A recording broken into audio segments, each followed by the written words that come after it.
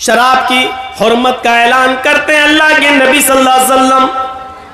लड़कियों को जो जिंदा दफन किया जाता था, आपने लड़कियों के मकाम और मर्तबे को बुलंद किया। किसी हदीस में नहीं आता जो अपने लड़कों को पालेगा, पोसेगा, पढ़ाएगा, लिखाएगा और उनका निकाह कर देगा, अल्लाह उसको जन्नत में मेरा पड़ोसी बनाकर रखेगा। ये कहीं नहीं कहा तो अल्लाह के नबी ने क्या कहा? जिन लड़कियों को जिंदा दफन कर दिया जाता था, 4-4 साल पाल पोस कर जिनको पकड़कर दफन कर दिया जाता था, नबी अकरम सल्लल्लाहु अलैहि वसल्लम उन लड़कियों को इज्जत देते हैं जिस बाप की 3 बेटियां होंगी और जिसने उनको पाला होगा, बड़ा किया होगा, उनको पढ़ाया होगा, उनको अच्छा अदब सिखलाया होगा। अल्लाह के नबी फरमाते ये तीनों बच्चियां, फिर उसने जिनकी शादी कर दी होगी, उन बच्चियों का निकाह कर दिया होगा, उनका घर बसा दिया होगा, उनको दीनदार लड़कों के निकाह में दे दिया होगा। कयामत के दिन ये बच्चियों का बाप इन 3 लड़कियों की शादी कराने वाला कयामत के दिन मेरा पड़ोसी बनकर रहेगा। फिर आपने फरमाया जिसकी 2 बेटियां हैं, 2 बेटियों को पढ़ाने और लिखाने वाला भी कयामत के दिन मेरा पड़ोसी बनकर रहेगा।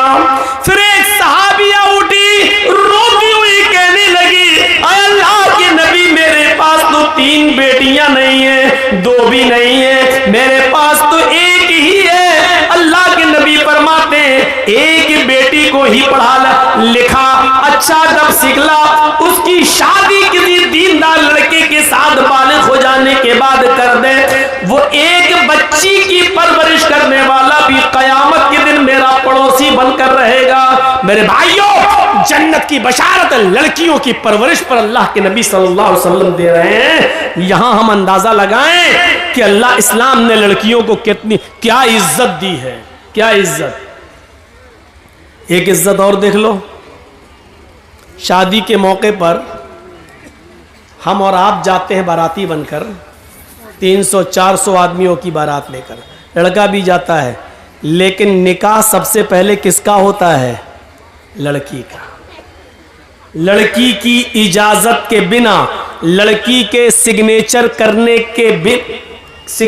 के बिना लड़के का निकाह नहीं हो सकता है। जिन लोगों की शादियां हुई हैं उन सबको मालूम होगा, जिनकी शादियां हुई। जाती ना आपके यहां बारात जाती है कि नहीं जाती है?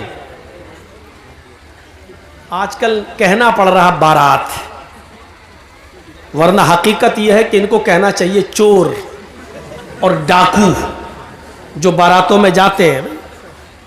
हकीकत है, ये लड़की वाले के यहां जाते हैं। अरे उस जमाने में कभी ये दौर चलता था तो उसकी वजह ये थी कि पहले जमाने में ना ट्रेनें होती थी, ना गाड़ियां होती थी, तो पहले वो बैलगाड़ियों पर, खच्चरों पर ये लोग जाते थे एक गांव से दूसरे गांव, और शादी करा के जब लाते थे तो रास्ते में लूट लिए जाते थे सोना चांदी कपड़ा लत्ता। तो इसलिए बारात का सिलसिला चला। एक गांव से दूसरे गांव में जब आदमी जा रहा तो 100, 150, 200 आदमी लेके जा रहा ताकि हमें कोई लोग लूटे नहीं और हम दूल्हा और दुल्हन को निकाह करा के खैरियत से घर पे ले आए। इसलिए ये बारात का सिस्टम निकला था, सिस्टम। लेकिन आजकल ट्रेनों के जमाने में, आजकल हर थाने के बाहर पुलिस, हर गांव में पुलिस थाना मौजूद है, चोरी और डकैती का तसव्वुर निकल चुका है, काफिला अब लूटा नहीं जा सकता है मेरे भाइयों। लेकिन ये प्रथा अब तक चली आ रही है, ये निकली थी किसी और वजह से लेकिन चली आज तक आ रही है। 300 और 400 आदमियों की बारात लड़की वाले के यहां पहुंच गए। अब लड़की का बाप बेचारा सोच रहा है कि अच्छी से अच्छी मिठाई खिलाओ, क्योंकि ये लोग मुंह फट लोग होते हैं। बारात में जितने आते हैं मुंह फट्टे होते हैं। मुंह फट का मतलब समझ रहे हो? अगर थोड़ी सी भी मिठाई में या खाने में कमी हो गई तो जिंदगी भर लड़की को ताने मारे जाएंगे, तेरे बाप ने तो इज्जत ही नहीं की हमारी। इसलिए लड़की का बाप जानता पहले इनके पेट की जहन्नम को भरो और अच्छा से अच्छा खिलाओ। जब तक इसके पेट की जहन्नम को सुकून नहीं मिलेगा तब तक मेरी बेटी सुकून के साथ घर में नहीं रह पाएगी। अब बारात पहुंच गई, निकाह का वक्त आया। पहले लड़के का निकाह नहीं होता है, पहले लड़की का होता है। और लड़की का हकीकत में निकाह नहीं होता है, बल्कि लड़की से इजाजत ली जाती है। शायद आपके यहां मालूम होगा, पीछे ले जाइए पैसा सर, वहां गिनिए। हम इनको बंद करा रहे हैं, शोर ना करें, आपकी आवाज भी कानों में आ रही है। चंदा इतना हो गया माशाअल्लाह कि 2 दिन तक गिनते रहेंगे। तो सुनिए, लड़की की इजाजत लेती। आप लोगों में जिसका निकाह हुआ होगा मालूम होगा, एक वकील होता है और 2 गवाह। वकील और गवाह ये दोनों जाते हैं लड़की के पास रजिस्टर लेकर। ये तय हो जाता है उसी वक्त, मेहर कितना होगा, ये कितना होगा, लड़के का नाम, लड़के के बाप का नाम, लड़के की उम्र, मोहल्ला, गांव सब लिख दिया जाता है और पूरा मेहर इतना इतना सब लिख के उसके बाद लड़की के पास जाया जाता है।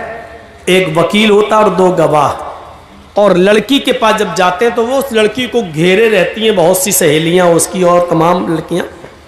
वहां रजिस्टर रख दिया जाता है और उस वक्त वकील पूछता है, वकील की जिम्मेदारी है कि वो पूछे, सरपरस्त की जिम्मेदारी है कि वो पूछे। जैसे मान लीजिए किसी लड़की का नाम जैनब है या किसी लड़की का नाम अस्मा है, तो अब ऐसे पूछा जाएगा। वो वकील इतना जानने वाला होना चाहिए, हर आदमी को वकील मत बनाइए। अब उस लड़की से ये पूछे कि हाँ अस्मा या हाँ जैनब, फला फला की बेटी जैनब, फला फला के बेटे इस नाम का, मसलन मोहम्मद असलम किसी का नाम है और उसके बाप का नाम मोहम्मद अकरम है। हाँ मोहम्मद असलम साहब सन ऑफ मोहम्मद अकरम या अकरम साहब के बेटे मोहम्मद असलम के साथ आपका निकाह इतने इतने रुपए मेहर के एवज या इतना सोना या इतनी चांदी या इतना कपड़ा मेहर के एवज आपको उनके निकाह में दिया जा रहा है। क्या आप उस लड़के को निकाह में कबूल करती हैं? क्या वो लड़का आपको कबूल है? वकील जोर से पूछेगा, इतनी जोर से कि उस लड़की के कान में यह आवाज जाए। अब 2 तरीके हैं। एक चीज तो यह है कि लड़की बोल दे हाँ मुझे वो कबूल है, और अगर नहीं बोलती है, खामोश रहती है, तो वो भी काफी है। अल्लाह के नबी ने फरमाया इज़्नुहा सिमातुहा, उस लड़की की खामोशी ही उसकी इजाजत है। जबरदस्ती उससे नहीं कहलवाया जाएगा। कुछ जाहिल लोग पहुंच जाते हैं, कबूल किया, अब वो खामोश है। बताओ बेटा कबूल किया? बेटा हमने सुना नहीं, बोलो कबूल किया। अब वो शर्म, बेचारी कुंवारी लड़की है, शर्म आ रही है। वो अलग बात है कि आज के माहौल में तो व्हाट्सएप पे खूब बात करती थी, उस दिन शर्मा रही है। यहां तो रात रात भर चैटिंग होती रहती थी, लेकिन उस दिन शर्मा रही है। एक दिखावा भी होता है, लेकिन हमें वो नहीं देखना, हमें हदीस देखना है। कुछ जाहिल लोग वहां बार बार पूछेंगे बोलो, और वहां उसकी सहेलियां बैठी रहती हैं, वो कोहनी मार मार के कहती बोल बोल, अरे बोल दे, हाँ कहते मैंने कबूल किया, बोल बोल। और फिर उससे जबरदस्ती बुलवा कर कहती है, बेचारी कहती है कि मैंने कबूल किया। जिहालत की सारी हदें तोड़ दी जाती है। यह सबसे बड़ी जिहालत है कि उसके मुंह से कहलवाया जा रहा है। जब अल्लाह के नबी ने कह दिया इज़्नुहा सिमातुहा, उसकी खामोशी उसकी इजाजत है। एक बार पूछिए आप, 3 बार भी पूछने की जरूरत नहीं है। सुना ना हो तो वो लड़की कहे जी क्या कहा आपने, तब आप दोबारा कहिए। जब वो लड़की सुन चुकी है आपकी बात, तो दोबारा आप क्यों कह रहे हैं? 3 बार आप क्यों कह रहे हैं? ना 2 बार कहना सुन्नत है, ना 3 बार कहना सुन्नत है। जोर से बोलना जरूरी है। आप पहली बार इतनी जोर से बोलिए कि लड़की सुन ले। हाँ, जैनब फला की बेटी, आपका निकाह मोहम्मद असलम अकरम साहब के बेटे के साथ 5,000 रुपए मबलग महर अलावा नान नफका आपको उनके निकाह में दिया जा रहा है। क्या आप उस लड़के को कबूल करती हैं? इतनी जोर से आप बोल दीजिए पहली बार, शर्म से उसका सर नीचे झुक जाएगा। उसकी खामोशी उसकी इजाजत है। अगर वो खामोश है तो समझ लो कि उसने इजाजत दे दी। रजिस्टर आगे बढ़ा दीजिए, उससे साइन करा लीजिए और लेके चले आइए और कहिए कि लड़की ने साइन कर दिए हैं, लड़की ने इजाजत दे दी है। उसके मुंह से कबूल है का लफ्ज जबरदस्ती मत कहलवाइए। ये उस औरत के लिए है जो शादीशुदा हो और जिसकी तलाक हो चुकी हो। उसको आप दोबारा निकाह उसका हो रहा, उसको बोलना पड़ेगा, क्योंकि अब उसके अंदर से शर्म निकल चुकी है। अब वो दूसरी शादी कर रही है, इसलिए उसको बोलना पड़ेगा। या जिसका शौहर इंतकाल कर गया, इद्दत गुजार के वो दूसरी शादी कर रही है, तो उस वक्त उसको बोलना पड़ेगा, हाँ मुझे फला आदमी कबूल है। लेकिन कुंवारी लड़की जिसकी शादी नहीं हुई है, उसकी खामोशी ही उसकी इजाजत है। और बस रजिस्टर लेके आइए और फिर लड़के का निकाह आप पढ़ाइए। लड़के का निकाह होगा, लड़की की इजाजत ली जाएगी। और याद रखना, दुनिया का कितना ही अमीर बाप हो, कितना ही बड़ा मौलवी हो, कितना ही बड़ा सरपंच और चौधरी हो, अगर उसने अपनी बेटी की मर्जी के खिलाफ उसकी शादी किसी दूसरी जगह कर दी तो इस शादी का कोई एतबार नहीं है शरीयत के अंदर। मसलन हम जहां करना चाह रहे हैं शादी, मेरी बेटी वहां तैयार नहीं है। मेरी बेटी जहां शादी करना चाह रही है वहां हम नहीं चाहते कि वो शादी करे। हमने अपनी पसंद का लड़का लाकर उसका निकाह करा दिया और बेटी मजबूर होकर उसके साथ निकाह करती है। लेकिन वो काजी से ये कहती है, काजी साहब निकाह पढ़ाने वाले से कहती है, मौलाना साहब ये निकाह मेरी मर्जी के खिलाफ मेरे बाप ने जो लड़का लाकर रख दिया है, ये दिल से मुझे पसंद नहीं है। काजी साहब निकाह नहीं पढ़ाएंगे और अगर पढ़ा देते हैं तो उसके निकाह की कोई हैसियत नहीं है। एक औरत, एक सहाबिया अल्लाह के नबी के पास आई और कहती, अल्लाह के रसूल मेरे बाप ने मेरा निकाह ऐसी जगह कर दिया है जो लड़का मुझे पसंद नहीं है। अल्लाह के रसूल ने निकाह हो जाने के बाद भी उस लड़की से कहा, अगर वो तुम्हें पसंद नहीं और इसके बावजूद तुम्हारे बाप ने तुम्हारी शादी कर दी है तो तुझे इख्तियार है, तू चाहे तो उस लड़के के साथ रहे या तू चाहे तो मैं निकाह तेरा फिस्क कर देता हूं। लड़के के तलाक देने की जरूरत नहीं है, निकाह फिस्क कर देता हूं। एक इद्दत गुजारेगी हैज की, जिसका निकाह फिस्क होगा उसकी इद्दत 3 महीने नहीं है, सिर्फ एक हैज उसकी, एक पीरियड उसकी इद्दत है। तुम एक पीरियड, एक माहवारी, एक एमसी, बस ये पीरियड गुजारो और जैसे ही तुम्हारा महीना हो, महीना से खत्म होने के बाद ही तुम दूसरी शादी कर सकती हो अपने मनपसंद लड़के के साथ। लेकिन लड़की को शादी के लिए वली की सख्त जरूरत है, अपने बाप की, सरपरस्त की, मालिक की जरूरत है। लड़की, ये सच है कि लड़की की मर्जी के बगैर निकाह नहीं होगा, लेकिन यह भी सच है कि लड़की अपनी मर्जी से अकेले भी निकाह नहीं कर सकती है। उसको निकाह के लिए वली की इजाजत चाहिए और वली उसका बाप है। बाप अगर दिमागी तौर पर कमजोर है तो चचा है, चचा दिमागी तौर पर कमजोर है तो लड़की का भाई है, और लड़की का भाई भी नहीं तो कोई और जो उसका रिश्तेदार करीबी होगा उसकी इजाजत चाहिए। लेकिन जिस लड़की का कोई ना हो तो फिर काजी खुद वली बन सकता है। जैसे मौलाना जर्जीस अगर किसी का निकाह पढ़ा रहे हैं, लड़की का बाप भी नहीं है, लड़की का भाई भी नहीं है, लड़की का चचा भी नहीं है, तो फिर मौलाना जर्जीस खुद काजी, खुद वली बन सकते हैं और उस लड़की का वली बनकर निकाह करा सकते हैं। काजी वली बन सकता है। लेकिन कोई दूसरे गांव की लड़की अपने बाप का घर छोड़कर भागकर आपके गांव में रतनी में आ जाए तो रतनी का रहने वाला कोई बुढ़ा उस लड़की का बाप नहीं बन सकता है। होता है ऐसा, समझ रहे हैं ना। किसी दूसरे गांव की कोई लड़की भाग के रतनी में आ गई, रतनी के लड़के के साथ शादी करना चाहती है। अब उसके बाप ने कह दिया तू भाग के गई है, मेरे घर में अगर कदम रखेगी तो हम टांगे काट देंगे तेरे, मरते दम तक तुझसे रिश्ता खत्म। अब वो लड़की वहां नहीं जाना चाह रही है। यहां एक बुढ़ा उठता है, हाजी है साहब, पान मुंह में खाते हैं, सऊदिया का रुमाल डाले हुए हैं, बेटा कोई बात नहीं, मैं तुम्हारा बाप बन जाता है। तेरे बाप बन जाने से रिश्ता जायज नहीं हो जाएगा। वो लड़की बाप कराई है, न किसी के बाप के बन जाने से न हाजी और नमाजी कोई मौलवी भी उसका बाप नहीं बन सकता है। मुंह बोले बाप की कोई हैसियत नहीं है शरीयत के अंदर।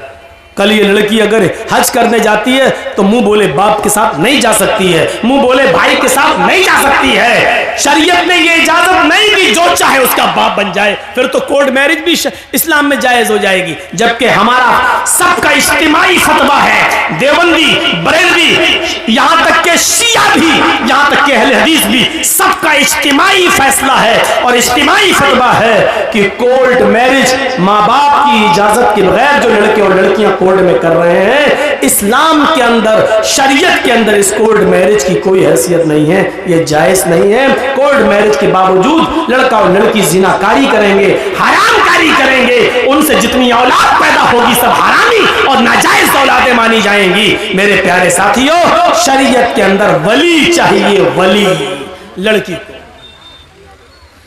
वली। तो इतनी इज्जत दी इस्लाम ने औरत को कि औरत अपनी मर्जी से पहले लड़की का निकाह होगा, इजाजत ली जाएगी, उसके बाद लड़के का निकाह होगा। अगर शादी के दिन ही लड़की मना कर देगे हम नहीं करेंगे, लौटाओ इन चोरों को, भगाओ भगाओ इन डाकुओं को, ये लूटने आए हैं, नहीं करेंगे। मेरे भाइयों, हमें और आपको फैसला करना पड़ेगा। तो इतनी जिहालत थी अरब के अंदर, लेकिन इस्लाम ने इतनी इज्जत बख्शी है औरत, जहां लड़कियों को जिंदा दफन कर दिया जाता था। आप देख रहे हैं हिंदू धर्म के अंदर क्या है। ब्रह्मा जी ने अपने मुंह से ब्राह्मण को पैदा किया, हाथों से छत्री को पैदा किया, रान से वैश्य को पैदा किया और पैरों से शूद्र को पैदा किया। शूद्र हरिजन पैरों से पैदा है ब्रह्मा जी के। आगे लिखा है कि अगर कोई ब्राह्मण किसी शूद्र की लड़की पर गलत नजर डाल दे, अगर किसी ब्राह्मण को किसी शूद्र की लड़की पसंद आ जाए तो शूद्र को चाहिए कि अपनी बेटी उस ब्राह्मण लड़के को दे दे। लेकिन अगर किसी शूद्र को किसी ब्राह्मण की लड़की पसंद आ जाए, अगर किसी शूद्र को किसी ब्राह्मण की बेटी पसंद आ जाए, तो राजा को चाहिए कि उस शूद्र को पकड़कर उसकी दोनों आंखें फोड़ दे। जिन आंखों से उसने ब्राह्मण की बेटी को देखा उसकी आंखें फोड़ दे। गौर करें आप, ब्राह्मण को अगर पसंद आ जाए तो शूद्र को अपनी बेटी दे देना चाहिए, लेकिन शूद्र को अगर ब्राह्मण की बेटी पसंद आ जाए तो राजा को चाहिए कि वो शूद्र की दोनों आंखें फोड़ दे। ये इज्जत है औरत की हिंदू धर्म में, देख लीजिए आप। और इस्लाम इसके बरस क्या कहता है कि लड़की की इजाजत के बगैर तुम निकाह तक नहीं कर सकते हो। आपने देखा है एक औरत का मकाम इस्लाम के अंदर क्या है, और मजीद देखना चाहते हो तो आओ मैं तुम्हें दिखाऊं एक औरत को क्या सम्मान दिया है। कभी हज करने गए हो? नहीं। अल्लाह ताला हम सबको तौफीक दे हज करने की। अल्लाह रब्बुल आलमीन उस मुकद्दस मकाम पर हम सबको पहुंचाए।